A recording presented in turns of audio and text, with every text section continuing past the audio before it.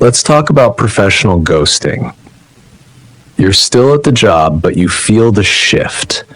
No firing, no dramatic HR meetings, but suddenly the calendar invites stop coming.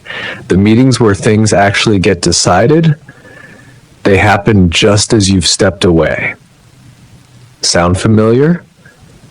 It's happening, and it's a lot more common than you think.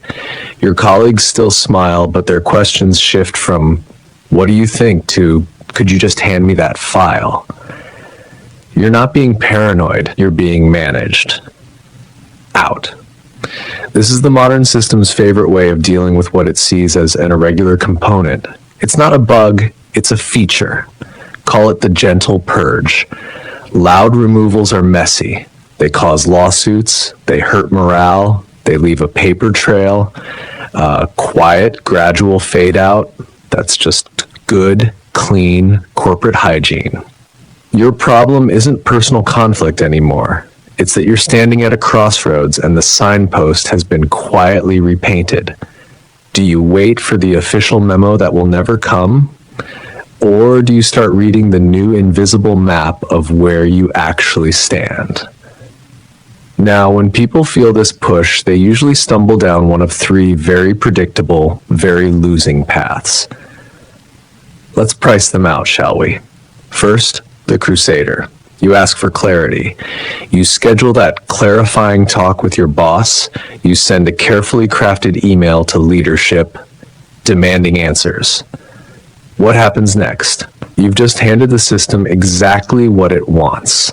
A documented reason to label you as disruptive. I saw a brilliant engineer in Silicon Valley do this after his ethical concerns were sidelined. He made his case in an all-hands meeting. He was 100% right on the facts. The result? He wasn't branded principled. He was branded a problem. His access to core projects evaporated overnight. The system doesn't debate heretics. It just stops listening to them. Next, the whisper networker. You bottle up your frustrations, then vent to your work besties by the coffee machine, hoping the grapevine will pass it on. Here's the twist. That grapevine is a surveillance system. Your private frustrations, they become the evidence that you're negative, not resilient. Let me be brutally honest. That grapevine is a surveillance system. Your trusted confidants, their loyalty is to their own survival. Your private frustration becomes public data confirming you're negative or not resilient. I remember a manager at a European auto giant who privately doubted a new corporate strategy. His sighs and eye rolls were noted. He wasn't included in the new task forces not because he lacked skill, but because officially he lacked enthusiasm for the future. His mood was treated as a professional disability. Then there's the high-performing ghost, the saddest path of all. You see the walls closing in, so you double down, working harder than ever. You polish the report no one's reading. You perfect processes for a product they're about to cancel. But here's the harsh reality. Your excellence isn't saving you. It's sealing your fate. You're diligently rearranging the deck chairs, refusing to acknowledge the iceberg. I knew a Wall Street trader like this. As his influence waned, he doubled down on his niche, making his small corner of the world impossibly efficient. When the reorganization came, he wasn't saved by his excellence. He was made redundant by it, the living proof that his entire perfect skill set was now obsolete. So, if all these roads are dead ends, what's left? Emotion won't help you. You need a scanner, a dispassionate way to diagnose the signal through the noise. Think of it as your personal four-dimensional radar for professional oblivion. Watch for visibility fade. Are you slipping off the radar of the people who matter? When credit is given, is your name mentioned, or does it just go to the team? This is the first sign that the system is moving you out of the picture. And once you notice it, it might already be too late. When trouble hits, are you asked for your analysis, or is a solution already crafted without you? Next, connection rot. Trace the information flow. Are you mysteriously dropped from Slack channels or email threads?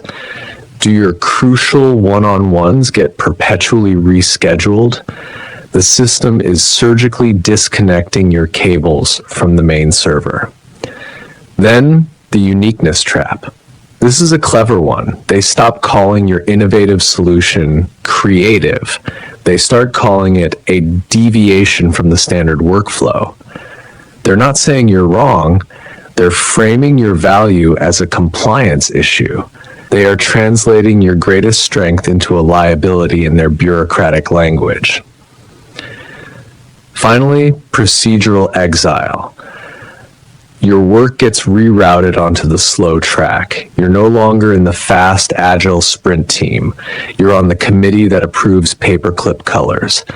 Your input shifts from essential to for your information.